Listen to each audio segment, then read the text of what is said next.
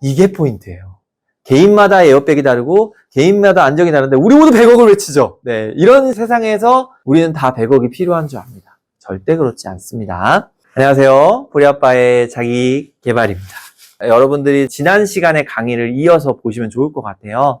지난 영상 보시면 경제적인 에어백이 무엇이고 경제적인 안정이 무엇인지에 대해서 설명을 해놨습니다. 이 영상을 보시기 전에 전 영상을 꼭 먼저 시청하시고 영상 보시는 거 추천드립니다. 우리가 불을 잇는데 3개의 단계가 있다는 얘기를 계속 말씀드리고 있습니다. 근데 우리는 마음이 급하기 때문에 이 3개의 단계를 다 무시하고 한 번에 가려고 한다는 거죠. 이런 잘못된 무지함으로 인해서 우리가 불을 얻어가는 과정에서 큰 고통을 얻어요. 이제 전 영상 보신 분들은 알겠지만 이런 단계가 지금 내가 안 돼 있구나 라고 생각이 드신다면 절대 여러분들이 잘못된 게 아니고요. 그 단계에 맞는 행동을 하시면 됩니다.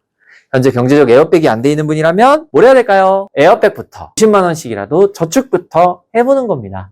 그리고 에어백이 갖춰진 분이라면 안정적인 일에 투자를 하시던가 아니면 예를 들어볼까요? 비과세 통장 만들어서 금리를 받을 수도 있겠죠. 아주 안정적인 주식을 넣을 수도 있겠죠. 당연히 공부하시고요. 그리고 부동산 투자도 철저하게 공부하시면서 다가구나, 상가나 제가 이걸 꼭 하라는 게 아닙니다. 내가 공부해서 나한테 맞는 안정적인 수익률이 나오는 것들에 대해서 분산 투자하시기를 권한다는 얘기지 이 투자가 정답이다라고 오해하시면 안 됩니다. 그렇게 해서 여러분들의 경제적 안정 단계는 에어백을 해결할 수 있는 돈, 그게 각자마다 같아야 달라요? 이게 포인트예요. 개인마다 에어백이 다르고 개인마다 안정이 다른데 우리 모두 100억을 외치죠. 네, 이런 세상에서 우리는 다 100억이 필요한 줄 압니다. 절대 그렇지 않습니다. 자, 그러면 이 노동 그리고 수익률의 단계를 거치면서 여러분들 서서히 2단계를 넘어서게 됩니다. 이 정도의 순자산이 넘어가기 시작하면 여러분들 내면적으로도 이제는 좀 더 큰 것들을 바라볼 수 있는 내공과 경험이 쌓이게 됩니다. 이때 우리는 경제적 자유 단계를 향해서 나아간다라고 이야기하실 수 있습니다. 경제적 자유라는 단계는요, 여러분들이 바라보는 그것과 같습니다. 왜냐하면 여러분들이 보는 대부분의 사람들은 이 단계를 이룬 사람들일 테니까요. 여러분들은 쉽게 착각해요. 지금 여러분들이 말하고 있는 이 순자산의 범위가 대한민국에서 이 순자산을 지키고 가지고 있는 분들이 상당히 적습니다. 다수가 경제적 안정 단계로 가지 못한다는 게 현실이에요. 그런데 우리는 유튜브나 많은 내용들을 토대로 자연스럽게 그 전 단계를 무시하는 경향이 있어요. 이게 지금 여러분들의 단계에서는 훨씬 더 중요한 거거든요. 그래서 혹시 이 단계를 듣는다 해서 여러분들이 2단계로 모든 거를 바꿔간다거나 아니면 내가 잘못했구나, 2단계에 있는 것들을 내가 채워가야겠구나 라고 생각하실 필요는 없습니다. 그리고 이거는 한 개인의 의견이기 때문에 여러분들이 이거를 그냥 이렇게 생각할 수도 있겠네 라고 들어보시면 좋은 거지 이대로 해야겠다라고 생각하실 필요도 없다는 점을 다시 한번 안내드리고 말씀드릴게요. 경제적 자유는 아주 간단합니다. 여러분들 원하는 일이 있고 원하는 일상이 있을 거예요. 그 일상에 대한 계산을 하시면 돼요. 무슨 말이냐면 난 한 달에 현금이 얼마 정도 있으면 좋겠어 라고 생각하시면 돼요. 재와 산이 있어요. 재는 소위 말해서 자산이에요. 산은 현금 흐름이에요. 부자는요, 그러니까 자산만 많다고 부자가 아닙니다. 자산 많은데 돈 없는 분들이 50대, 60대 분들이 많습니다. 현금 흐름만 높다고 부자일까요? 아니에요. 현금 흐름과 자산이 같이 있어야 돼요. 현금 흐름만 높은 20대들, 30대들 많습니다. 이분들도 불안해요. 결국 경제적 자유를 얻었다는 건 이 두 가지가 어떻게 된다? 다 갖춰져 있다는 겁니다. 그래서 여러분들이 기억해야 될 거는 재를 통해서 산이 나오게 만들어야 돼요. 재를 통해서 산이 나오는데 이 산이 얼마이냐는 개개인마다 다를 수밖에 없습니다. 누구는 페라리 타야 되는 거고 누구는 벤츠에도 만족할 수 있습니다. 그러니까 사람마다 원하는 것이 다 다른 거죠. 그래서 여러분들이 얼마 정도의 현금이 필요한지를 계산해 보는 거예요. 그래서 나는 여행을 어느 정도 가고 싶은지, 또 나는 어느 정도의 집에서 살고 싶은지, 나는 어느 정도의 차를 사고 싶은지를 다 계산해 봐야 돼요.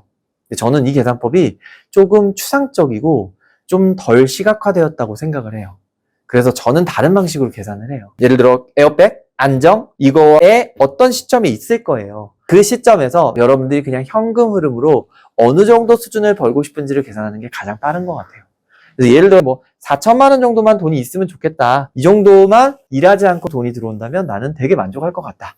또 어떤 분은 그게 2천만 원 정도 수준일 수도 있겠죠. 또 어떤 분은 난 잘은 모르겠고 한 1,500만 원 정도면 이 정도 돈이 노동 없이 들어오게 된다면 굉장히 경제적 자유를 얻었다라고 말할 것 같다. 또 어떤 분은 어떨까요? 700만 원만 그런 돈이 들어와도 나는 충분하다. 이렇게 느낄 수 있어요. 그러니까 이게 꼭 많은 액수여야 된다라고 생각하지는 않으셔도 됩니다. 제가 이 부분을 얘기를 꼭 드릴게요. 많은 분들이 착각하는 게 있습니다. 더 많이 가질수록 더 가지고 싶다라는 생각을 하세요. 그거는 일반적으로 건강한 부자라고 생각하진 않아요. 우리 아빠의 관점은 건강한 부자가 되시라고 얘기를 해요. 제가 살면서 깨달은 게 있습니다. 경제적 에어백이 있을 때 저의 감정 상태가 어땠는 줄 아세요? 간절했습니다. 간절. 뭘 해도 간절했어요. 그리고 뭘 해도 불안했습니다. 근데 여러분, 경제적 안정만 지나가도 있잖아요. 어떤 일이 일어나는 줄 아십니까? 내가 이런 거 한번 특별한 경험을 해보고 싶어. 내가 이런 것도 한번 해보고 싶어라는 거를 몇 번 하게 돼요. 몇 번. 그런데 점점 그게 행위로부터의 오는 즐거움은 떨어진다는 걸 알게 됩니다. 왜 그럴까요? 여러분, 처음 신라호텔에 스윗룸에 갔다 와볼게요. 너무 좋겠죠? 와, 진짜 좋다. 뷰도 좋고 음식도 맛있고. 그런데 한 달 뒤에 또 갑니다. 어떻게 될까요? 좋은데 그때만큼은 아니네. 또 갔어요. 어떻게 될까요? 다른 데 가볼까? 다른 데 가봅니다. 이번엔 롯데타워를 가요. 시그니엘을 갑니다. 처음에 가요. 좋다 여기도. 근데 서비스가 다를까요? 크게 다르진 않아요. 그럼 또 적응이 되죠. 인간은 그런 동물이에요. 무언가 새로운 걸 추구하면 할수록 그 새로움이 익숙함으로 변하고 그 익숙함은 만족감을 떨어뜨립니다. 근데 그럼에도 불구하고 여기서 여기까지 오면서 내가 무언가를 많이 사고 많이 경험함으로써 느끼는 자유가 아니라 이런 자유함을 느껴요. 바로 또 올 수 있다는 자유입니다. 이게 굉장히 중요한 개념이에요. 부자가 되잖아요. 물건을 사야 행복한 게 아니에요. 언제든 사도 되는 그 만족감, 그 소유 감각이 되게 행복하게 만드는 거예요. 그러니까 내가 좋은 레스토랑에서 밥을 먹었어요. 근데 우리 어떤 생각해요 지금은? 이런 데 와가지고 여기 있으면 어때요? 이런 돈을 써도 되나? 근데 2단계 가면 돈이 좀 비싸게 나왔네? 어때요? 생각이 수익률로 간다니까요? 내가 이 정도 돈 쓰면 이번 달에 좀 영향 있겠는데? 이런 생각을 하는 게 안정 단계예요. 자유 단계는 어떨까요? 이렇게 돈이 들어옵니다. 자기가 원하는 만큼. 그럼 그 돈이 어디서 어떻게 들어오는지도 몰라요. 액수가 커지기도 하고 작아지기도 합니다. 이 사람들이 그걸 생각할까요? 안 하는 데서 오는 만족감이 기본으로 깔리는 거예요. 그래서 이 자유 단계에서 여러분들이 기억해야 될 단어는 바로 성장률이라고 계속 우리 아빠가 말씀드리는 겁니다. 성장률이라는 건 뭘까요? 기업으로 한번 생각을 해보겠습니다. 여러분들이 사업을 합니다. 사업을 해서 한 달에 얼마를 버는지를 고민하고 있어요. 이게 바로 뭐예요? 수익률이에요. 여러분들이 그걸 고민하고 있다는 건 아직 어디 단계까지 못 갔다는 거예요? 안정 단계까지도 못 지나가고 있다는 뜻입니다. 대부분 그렇게 되거든요. 근데 여러분이 이 안정 단계를 진짜로 해결되고 자유 단계로 간다면 이번 달에 얼마 받는지가 중요할까요? 왜요? 다음 달에도 그 정도의 돈을 벌어낼 테니까요. 여러분들에게 중요했던 건 수익률이 아닙니다. 이제는 이 돈이 다음 달에 어떤 점에서 변하는지를 중시하게 될 거고요. 또 내가 예상치 못한 포인트에서 돈이 들어오는 건 아닌지를 생각하게 될걸요. 자, 이걸 투자 관점에서 얘기를 해볼까요? 다가구나 상가를 샀습니다. 물론 싸게 사서 비싸게 팔 수 있어요. 하지만 여러분 생각해보세요. 다가구나 상가를 10억 주고 샀는데 15억 주고 팔 수 있을까요? 그거 되게 운 좋은 거죠. 그렇게 투자해보신 분들은 이해할 거예요. 그렇게 큰 시세 차익을 얻기가 쉽지 않아요. 왜냐하면 수익률을 올리지 않는 이상 더 큰 걸로 팔기가 어렵기 때문입니다. 그런데 이 경제적 자유 단계에서의 투자 방식은 다릅니다. 어떤 투자 방식이 있냐면 디벨롭을 한다고 들어보셨나요? 이게 어떤 거냐면 간단합니다. 쓸모없는 토지를 사서 쓸모 있는 토지로 바꾸는 겁니다. 혹은 시장의 변화를 예측해서 그 변화에 어떤 시행을 한다거나 이런 투자 방식은 가치를 입힙니다. 전 이게 무조건 또 정답이다라고 말씀드리는 게 아니라 예시로 들어주세요. 그럼 이런 투자 방식을 진행했을 때는 성장률을 보는 거죠. 즉 무슨 말이냐? 본체의 가격도 있다는 겁니다. 수익률만 있는 게 아니라 뭐도 있어요? 내가 투자한 그 물건의 가치도 어떻게 된다? 변화한다는 겁니다. 그 본체의 가치가 변하는 걸 성장률. 닭이 알을 낳죠? 그 알을 우리 뭐라 그래요? 수익률까지 같이 가져오게 된다는 거죠. 기업적 입장에서 볼까요? 기업에서 이번 달에 1,000만 원을 벌었다가 중요한 게 아닙니다. 그거보다 기업이 훨씬 더 성장률을 중시한다면 이 FO라고 하는 개념을 굉장히 중요하게 생각하는 거예요. 이게 뭘까요? 기업의 가치입니다. 이 기업이 얼마 정도의 이익을 냈고 그 이익의 매출이 어느 정도의 수준까지 발전할 수 있는지를 FO라는 단위로 봐요. 이 가치가 높을수록 기업의 가치는 올라가겠죠. 이 기업의 본체가 커지는 거예요. 그러니까 신뢰성 있는 기업이 더 중요한 거예요. 그래서 주식에서 가장 중요하게 생각하는 건 이 주식의 수익률이 아니고 이 기업이 얼마큼 성장하는지가 중요한 거 아닌가요? 자, 그럼 정리를 해볼까요? 여러분들의 에어백, 안정, 자유 단계에서 자유를 계산하는 방법은 여러분들의 수익, 이 수익을 일하지 않고 버는 겁니다. 그럼 어떻게 될까요? 이 돈에 700만 원이라면 12를 곱하면 되겠죠? 마찬가지예요. 수익률로 나누시면 됩니다. 0.04일 수 있고 0.05일 수 있고 여러분들 안정적으로 계산하시면 돼요. 추정치의 가격이 나오실 거예요. 한번 계산해 보셔도 좋습니다. 지금 내가 어느 정도 돈 들어오면 한 달이라는 삶에서 되게 안정적일 거다. 이건 물론 좀 더 자세한 자료를 원하신다면 보도 셰퍼의 돈을 한번 참고해 보시면 더 정확하게 이해할 수 있고요. 근데 저는 그 계산 방식을 해봤는데 저의 자유 단계하고 좀 많이 안 어울리더라고요. 시대가 많이 변했으니까. 옛날 책이거든요. 그래서 저는 이런 단계로 추상적으로 말고 정확하게 한번 계산해 보시면 좋을 것 같아요. 내가 차는 어느 정도, 할부금은 어느 정도 낼 거고, 뭐 리스를 한다면 이런 거를 계산을 해보시면 좋을 것 같습니다. 제 생각은 뭐냐면 한 달에 이 정도 돈이 들어오면 내가 원하는 집, 차, 여행 해결되네. 근데 이 정도 돈에서 수익률을 계산해보면 어느 정도의 금액이 나오실 겁니다. 제가 요즘 생각을 안 해보긴 했는데 아마 지금 계산해봐도 70억이 안 넘었던 걸로 기억해요. 순자산 70억 정도 남짓이었던 것 같아요. 제가 여러분들에게 이런 이야기는 좀 드리고 싶어요. 경제적 에어백이 높다는 건 뭘 의미할까요? 경제적 안정이 높다는 건 뭘 의미할까요? 경제적 자유가 높다는 건 뭘 의미할까요? 네, 높을 수 있죠.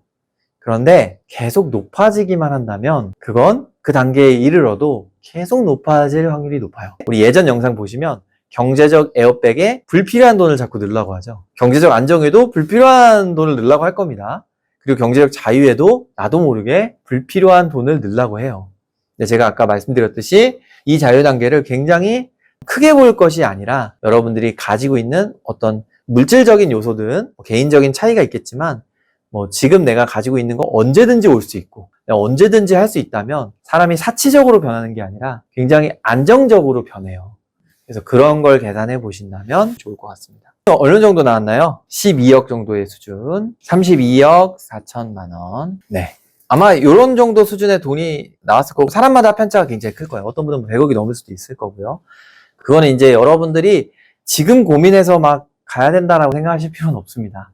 사람마다 이 돈이 다르다는 게 되게 인사이트예요. 왜 이게 중요하냐면 여러분들 엄하게 돈 벌면 안 돼요. 내 마음 상태와 돈은 연결돼 있거든요. 내 심리적인 계산이 중요해요. 돈이라는 거는 여러분의 심리와 밀접하게 연결돼 있어요. 그래서 제가 늘 말하죠. 건강한 부자가 되라고. 그 건강한은 뭐죠? 내 마음과 연결돼 있고요. 부자는 돈과 연결돼 있죠. 그러니까 마음과 돈이 다르다고 저는 생각하지 않습니다. 그래서 여러분들이 이런 관점, 즉 노동을 통해서 에어백을 쌓고 수익률을 통한 안정적인 단계가 된다면 이 안정적인 단계 이후 예를 들어 볼까요? 3억 5천이라고 칠까요? 3억 5천 이상을 이미 순자산을 가지고 있고 월세가 나오고 있다고 생각을 해보겠습니다. 자, 이분이 약 5억 정도의 돈을 소유하고 있습니다. 지금 이분의 목표는 뭐예요? 경제적 자유를 향해 가죠? 그럼 이분은 이 돈을 사용할 때 굉장히 리스크 높은 곳에 투자해도 안정적이겠죠. 이 말 이해되시나요? 이분은 3억 5천이라는 돈을 통해 이미 경제적 안정을 이루셨죠? 그럼 이 돈을 제외한 나머지 돈은 경제적 자유를 위해서 더 높은 위험성이 있는 물건에 투자하거나 사업을 해도 괜찮을 거 아닌가요? 근데 우리는 반대로 하고 있지 않아요? 가장 위험한 거에 많은 시간을 쓰고 안정적인 거에 대한 생각을 고민하지 않고 심지어 에어백도 없는 차죠. 이 말은 무슨 말이냐? 나는 차에 디자인이 좋아서 바퀴가 없고 에어백이 없는 차를 타고 있다와 뭐가 다르죠? 나는 에어백을 맞추고 바퀴를 맞춘 다음에 내 디자인을 갈아 껴야겠다. 이런 단계로 가는 게 여러분 삶에 있어서도 훨씬 중요한 게 아닌가라고 말씀드립니다. 정리해볼까요? 경제적 자유라는 건 뭘까요? 경제적 자유는 안정 이후의 금액이 얼마 정도 됐을 때 나는 자유함을 느낄까? 자, 이 자유함은 개인마다 다릅니다.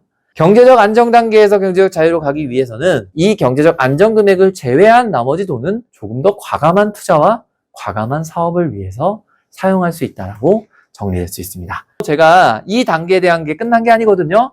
이게 어떻게 여러분들의 심리와 연결되고 여러분들의 사업과 어떻게 직접적으로 연결되는지 설명드리겠습니다. 여기까지 보리아빠였습니다.